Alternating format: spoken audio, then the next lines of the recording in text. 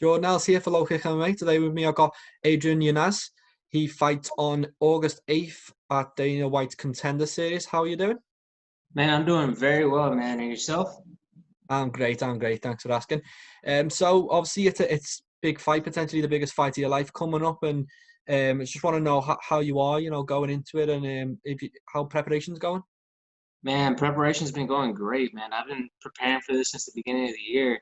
I haven't stopped training. I'm super excited for what's to come, and I'm just really super excited. I feel like this is a long time coming. I've trained so much, trained so hard, man. I'm just ready to get in there already. And when did you actually get the call? I spoke to a couple of guys who are fighting soon on the Dana White Contender Series, and they're getting it last minute. Have you had plenty of notice yet? I knew after one of my fights was canceled, like due to the COVID-19 stuff, the match got canceled. So I ended up getting notified that the contenders was a possible spot for me, but I didn't get a confirmed date until like a couple weeks ago. But since I had already knew that like the opportunity was there, I have been consistently training since the beginning of the year. I've been training for a fight since the beginning of the year because also too, you never know whenever you're gonna get the short call up. Brandon Roval was one of those guys who was gonna be on the Contender Series, and he got the call up. So I just wanted to be ready anyways. So man, even though it's just a few weeks back that everything was confirmed, I've been training. I've been in shape for a very long time, and I'm just ready to go. So how easy is that for, a guy like yourself when you're not certain on a date, but you think something might be coming up? Are you able to go 100% in training and fully get into it, everything that camp revolves around? Well, I usually don't even try to like make a, how can I say it? I don't try to revolve it around anything. I just try to evolve it around honing my skills. Then also too, I like if you get in shape, you never have to. If you stay in shape, you never had to get in shape. So that's how I always planned it. I'm always hitting my runs. I'm always training. I don't like feeling out of shape. I want to be able to take a fight on short notice and be able to go 3 5-minute rounds. So I that's the way I just always am. I don't like feeling out of shape. I'm overall just a healthy person, so it just translates over perfectly for me. Just to like, oh, now I have a date. Well, I'm already in shape. Now just to keep on honing my skills. So I I'm ready. I'm ready. I'm super excited for this. And you touched on it before. Obviously, there's a global pandemic going on, and I just want to get your opinion on how that's affected you in terms of training for this fight. We've kept our training partners very limited. We really don't accept too many new people uh, into the fight group. We like, and plus we're all interconnected. We're all in a group chat. We're all in group texts. So we keep our circle very tight knit. And if somebody's not feeling good, hey man, you got to go home. So uh, like we like I had a scare, and I stayed away. I ended up getting like 3 tests within a week just to make sure I was negative 3 times.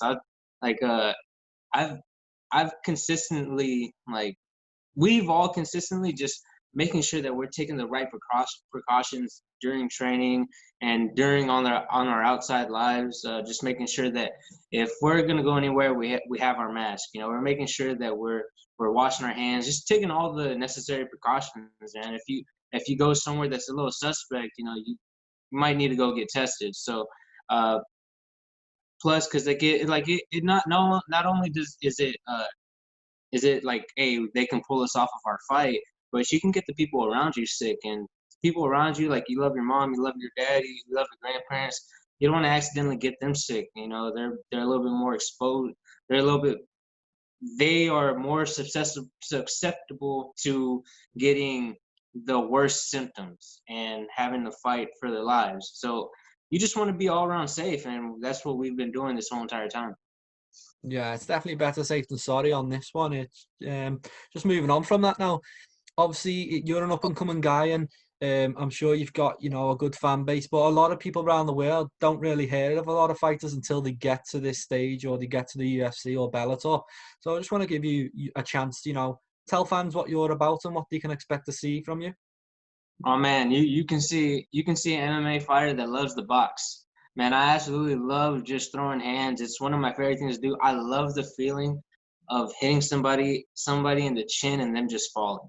That's one of my favorite feelings. So man, if you love knockouts, you love crisp boxing, that's one of the things that I've noticed people from overseas, man. If you coming from England, coming from Ireland, all those places, man, they love knocking people out, man. It's the good old fisticuffs, man. So if you like watching them, watching knockouts, watching stand up fighters, man, I'm the guy to watch.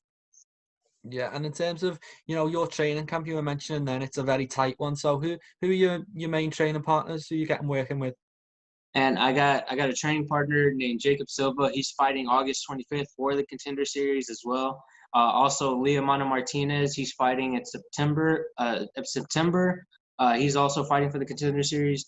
And then also we have a group of amateurs and pros. Like we have like about a mixture from 6 people that we'll have on a lower day, and then like about 12. So we just keep it at like 6 to 12 all the time. Uh, but I have phenomenal training partners, and then we got a Muay Thai guy that's been coming in. Uh, we have like I also have a 170 guy that comes in, Derek Agide, who pretty much is a really great wrestler, So I'm ready all the way around, man. I have great training partners, and then also too, I have 2 other training partners with me that are going to be fighting for the opportunity on the Dana White Contender Series. So we're ready to go. We're ready to go. Yeah, it sounds like you've got a load of hungry fighters, getting ready for the big time now. So, and you've obviously just said that your style favors boxing, and that's what you're about. How are you in the other areas of the game? Are you confident, if the fight goes to the floor, or is it something you look to avoid if you can? I like to avoid it just because I'm not a fan. Like if you're just gonna take me down, you're not gonna do anything with it. I'm not that much of a fan. A lot of those people just get the hold for dear life.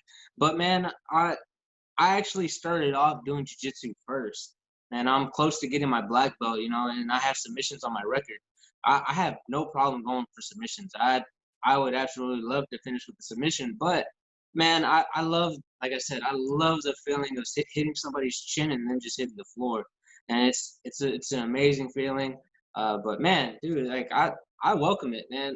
A lot of people will just be like, "Oh, he's a boxer," so they want to try to take me down, and I'll snatch up the guillotine. I'll snatch in a head and arm, man. I have no problem hitting my triangles or arm bars, man. I have no problem with it whatsoever, man. I welcome it, but man, I love the feeling of knockouts, man. I love it. God, we love to see people mix it up. So just moving on, it's Dana White Contender Series, August 8th for you. How are you feeling heading to this? I just assume this is probably the biggest fight of your life. So, are you anxious? Are you excited? How are you feeling? And I'm just overall just excited. Like I've been working towards this goal for a very long time, and now that it's in front of me, I am wanting to bust through the door and just take the opportunity that's right in front of me. I want to snatch that contract, and I just want to keep fighting, man. This is the goal I've been working towards, and once I hit my goal, I have a longer road to go. So it's just nothing but like mountain climbing for me. Like I gotta climb all the way to the top. So I am super excited for that. I'm super excited to break down this door of opportunity and then just start searching for more opportunities because man, it's gonna come. I'm like I said, I'm just honestly just super excited because it's been a long time coming. And on the night itself, it's going to be a bit weird. Obviously, there's no fans in attendance anywhere at the moment at all. I don't think you fought during the COVID, crisis that's going on. So, how do you anticipate that affecting you? Uh, I'm really not too like it to me. I'm just looking at it just as a sparring match, just a little bit harder. Uh, and I just want to fight. That's my thing. I could care less. Like I really don't pay attention to the crowd, anyways. I've never really heard uh, anybody in the crowd. What I mainly try to focus on is on my coach, on my corner. So it actually, I think it'd be a lot better for me because you don't have the nerves of fighting in front of people anyways. So, uh, like you don't have to worry about like the booze or the like. Oh yeah, he hits you with a solid punch. hits you with a solid punch and the crowd goes crazy and all that, and you're just like, oh wait, did that really just hurt me or something like that? But man, I'm really looking forward to it, man. It's gonna be a great one, because I'm honestly really wanting to hear whenever I hit him and he hits the floor. I would like to hear that, like to feel that, like, man, the emptiness of nothing in there. Like after I knock him out and just walk around and be like, huh, just see how that feels like. I want to feel that feeling. Yeah, I think a lot of fighters I'm speaking to seem to be enjoying being able to hear the corner clearly and getting just a clear fight without fans interacting. One thing that's gonna be a bit different, is Dana White Contender Series. It's not enough just to win in this one. You've got to go out there and impress and maybe get a finish. So is that something that weighs heavy on your mind? And I'm always looking for the finish anyways. I really don't like going to decisions. I've been screwed over in a couple of decisions. So, man, going to a decision to me is not what I want to do. I love finishes. I absolutely love finishes. 70% of my fights have been finished. 30% have gone to decision. I just really want to get the finish. I don't like the feeling of hearing the judges' scorecards, and then all of a sudden you hear, oh, 29-28, Yanez, 29-28, the other person. I'm just like, oh man, now you're gonna get me like my emotions mixed up, and I'm gonna be mad if I don't get it. I'm gonna be happy because I'm like, oh man, the judges know what they're looking at. But man, I just rather just not even have to deal with the judges. I just want to knock them out anyways. Yeah, so you fight your fight, it should just come naturally anyway. So the man you're facing off against is Brady Huang. I just want to know what you know about him. What are you expecting? And from what I've seen, he's a stand-up fighter. I turn stand-up fighters into wrestlers very often. So, man, he throws a good couple combinations. He's very straightforward. I don't think he's gonna be moving his head too much because I'm gonna be moving it for him. Man, I fought I've fought more diverse strikers than him, and I fought harder punches than him, and I fought better wrestlers than him, and they couldn't keep me down, and the other people couldn't knock me out. Never been knocked out, never been knocked down.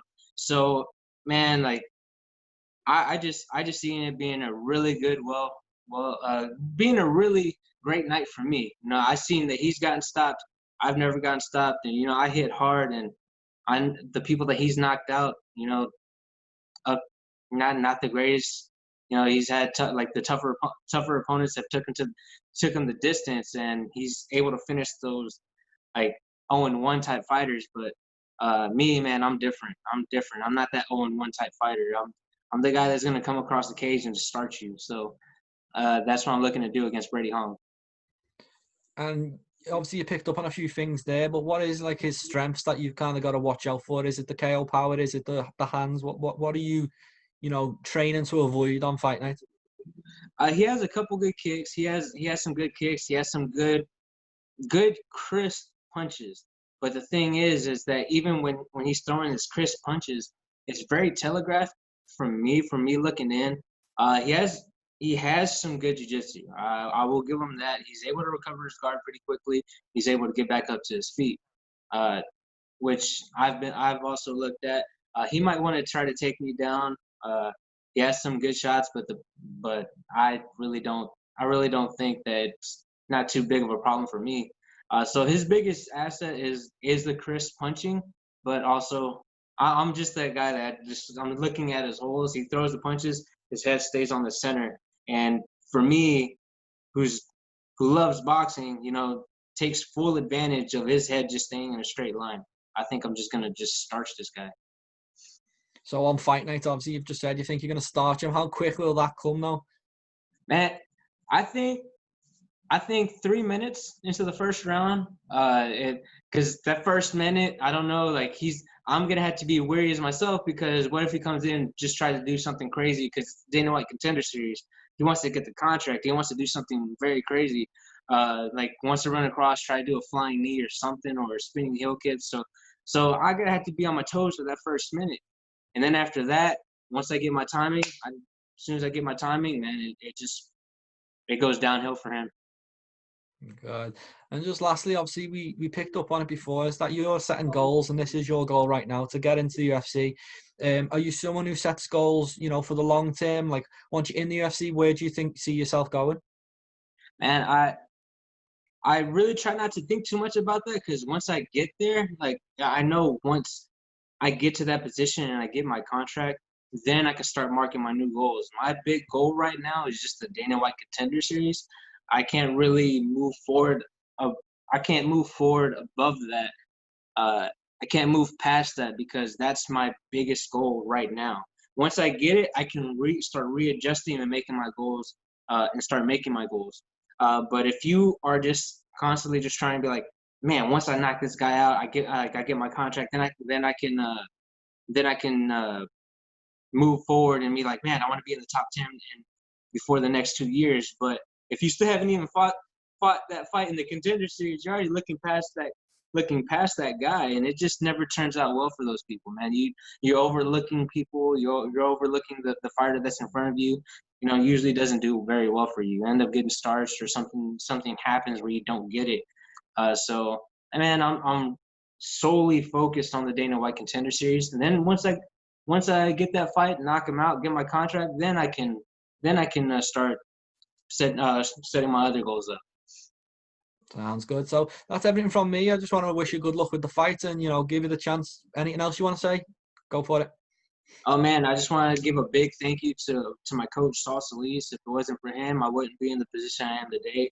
Man, also Iridium Sports Agency, my management team, man, they've done nothing but wonderful things for me. Ever since they stepped into my life, everything has gotten a lot more easier. They've made opportunities for me that I wouldn't be able to do on my own. So I give them the biggest thanks. Also, my friends and family, they've stuck behind me since the very beginning. And man, that to me like pulls my heartstrings, man. Like it's wonderful to see. And then I'm even getting even more support from everybody. Everybody's like, oh man, like my buddy Adrian Yanez, he's gonna be fighting for the UFC Dana White Contender Series, man. You check him out. And I've gotten so much more of a bigger fan base than what I originally had, and it's something to see. And also a shout out to HKA USA, their training gear, the training MMA company. They've supplied my whole training gear for my training camp, so I just want to give them a big shout out.